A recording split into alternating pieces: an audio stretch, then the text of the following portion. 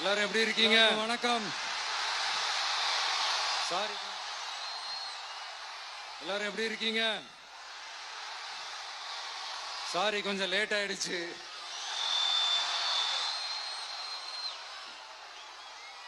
திருச்சியில காலையில பேசினப்போ அங்க ஒரு மைக் ப்ராப்ளம் இருந்தது. அதனால அங்க பேசினதுல ஒரு சில விஷயங்களை இங்க நான் திரும்ப ரிப்பீட் பண்றேன்.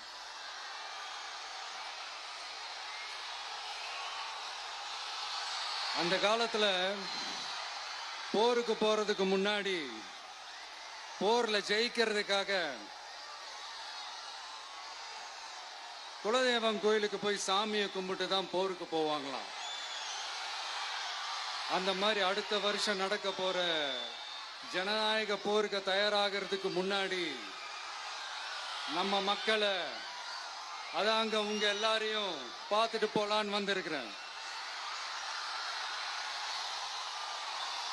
இங்க என்ன பார்க்க வந்திருக்கிற என்னுடைய அம்மாக்கள், அக்கா தங்கைகள், அண்ணன் தம்பிகள், நண்பர்கள், நண்பிகள், உங்க எல்லாரையும் பார்க்கும்போது மனசுக்குள்ள ஒன்னே ஒண்ணுதான் தோணுது. உங்களோட இந்த அன்புக்காக எவ்வளவு பெரிய உயரத்தையும், எவ்வளவு பெரிய வருமானத்தையும், எவ்வளவு பெரிய வசதியையும் தூக்கி எறிஞ்சிட்டு வரலாங்க. உங்களோட இந்த அன்பை விட, இந்த பாசத்தை விட, உங்களை விட எனக்கு இந்த உலகத்துல வேற எதுவுமே பெருசா தெரியல. ஒரு சாதாரணமா இருந்த ஒரு விஜய இந்த உயரத்துல தூக்கி வச்சு கொண்டாடிக்கிட்டு இருக்கிறீங்க. உங்க வீட்டுல ஒருத்தனாவே ஆக்கிட்டீங்க, உங்க சொந்தக்காரனாவே ஆக்கிட்டீங்க. என்னங்க பெரிய பணம் வேணுங்கிற அளவுக்கு பார்த்தாச்சு. அரை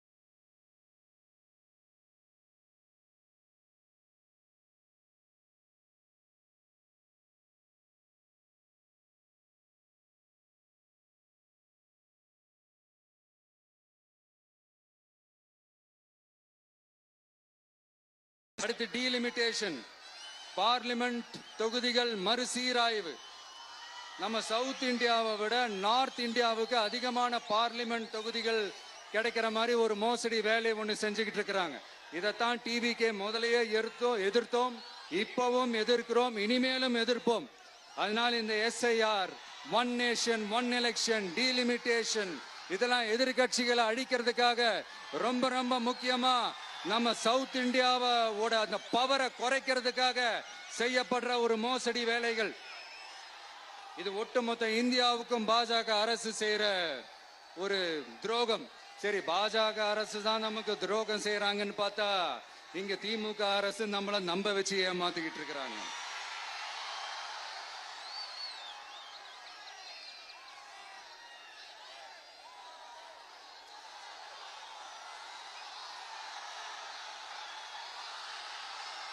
கிட்டத்தட்ட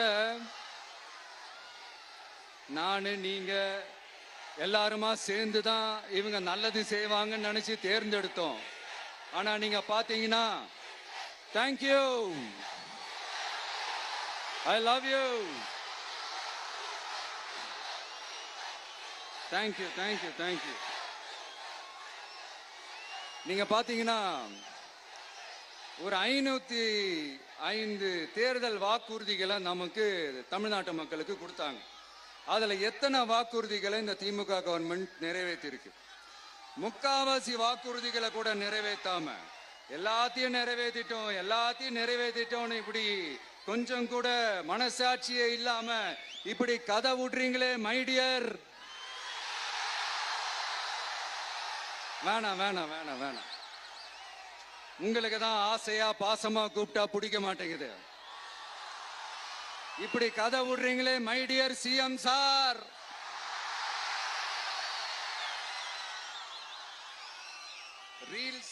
ரீல்ஸ் வேற, ரியாலிட்டி வேற நீங்களே சொல்லிட்டு இப்ப நீங்க விடுறது அம்பட்டும் ரீல்ஸ் தான்.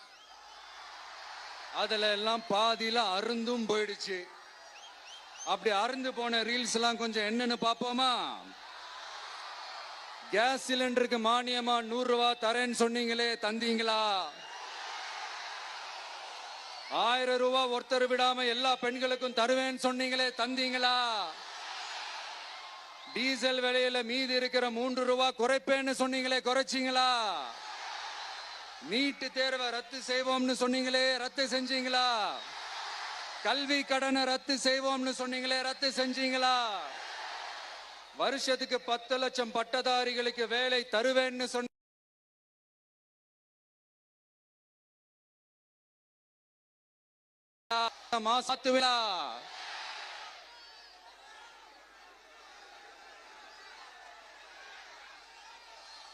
மீனவர்களை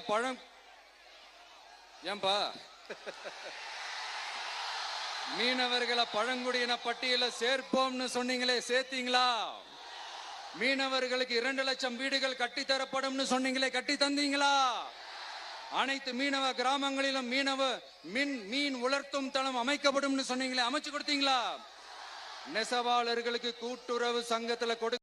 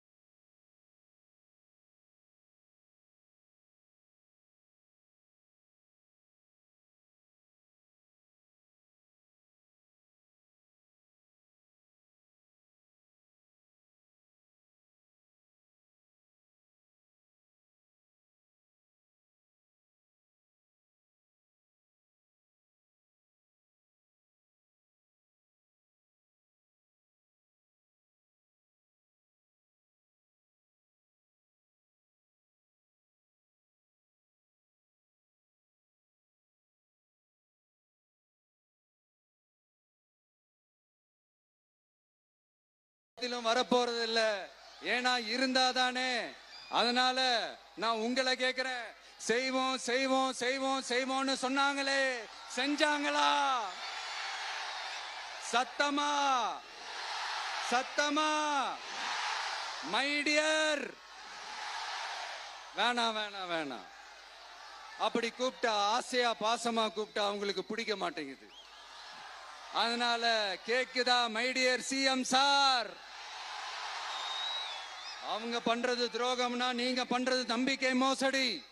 இது ரெண்டுமே ஒண்ணுதான், ரெண்டுமே ஏமாத்து வேலைதான், இது ரெண்டுமே ஜனநாயக குற்றம் தான். இப்படி ஏமாத்துறதுல இவங்க ரெண்டு பேருமே ஒரே வகைரா தான்.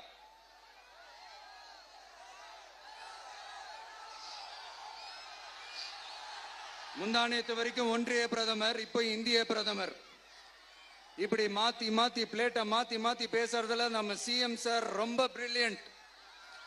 இப்ப புரியுதா மக்களே? மறைமுக உறவுக்காரர்கள்னு நாம ஏன் சொல்றோம்னு? சரி, இப்ப நம்ம அரியலூர் மாவட்டத்துக்கு வருவோம்.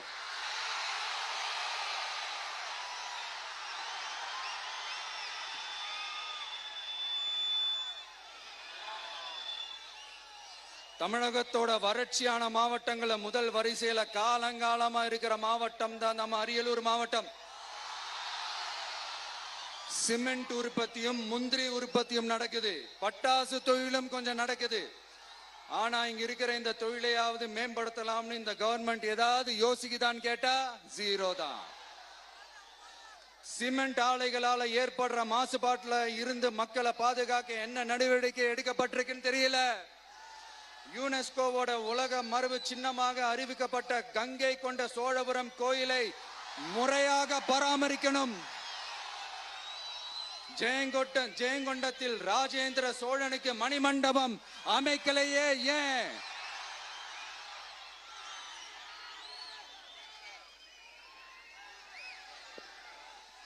மருதையாத்தோட குறுக்க வாராணவாசி தடுப்பணை கட்டுறதை பத்தி 4 வருஷமா கண்டுக்கலையே ஏன்? அரியலூர்ல இருந்து ஜெயம் கொண்டான் காட்டுமன்னார் கோயில்